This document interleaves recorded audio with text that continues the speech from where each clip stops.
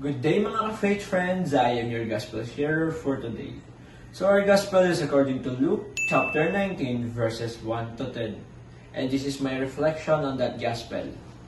Ang masasabi ko lang, ang Panginoon ay laging nariyan. Hinihintay lang niya tayong papasukin natin siya sa ating mga buhay. Ang Panginoon ay mapagpatawad. Hinihintay lang niya tayong humingi tayo ng tawad sa Kanya. Kaya dapat huwag tayong mag-aatubiling humingi ng tawad. Sapagkat isa ito sa mga paraan upang mas mapalapit tayo sa Kanya at ating pang mas pagsisihan ng ating mga kasalanan na gawa. Sa pamamagitan nito, mas malilinis nito ang ating mga kaluluwa. Tulad ni Zacchaeus na pinatuloy at pinagsisihan ng kanyang mga kasalanan, dapat ganun din ang gawin natin. Patuloyin natin si Jesus sa ating mga buhay. Pagsisihan natin ang ating mga kasalanan kahit gaano man ito kalaki o kaliit. Sapagkat isa ito sa mga paraan upang mas mapalapit tayo sa Kanya. Parang paraan na rin ito ng pagsusukli natin sa mga blessings na binibigay niya sa buhay natin. Sapagkat hindi lang ito malilinis ang ating mga kaluluwa. Makakatulong din tayo na mas mapalapit sa Kanya.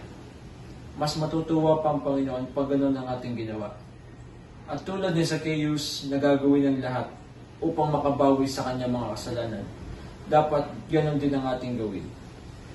Sa rami ng kasalanan ating nagawa, dapat marami din ang mga kabutihang ating gawin sa ating buhay. Sa pamamagitan nito, nagsisisi na tayo, nakakatulong pa tayo sa iba. Kaya, mga ka-faith friends, tayo'y magsisi sapagkat mas mapapalapit tayo sa Panginoon. Tayo ay maging mabuting mga alagad ng Diyos. Sa bawat kasalanan ating gawin, dapat may kapalit itong kabutihan ating ginagawa sa iba. Sapagkat sa pamamagitan nito, mas lilinis ang ating mga kaluluwa. And that is it for my gospel reflection for today.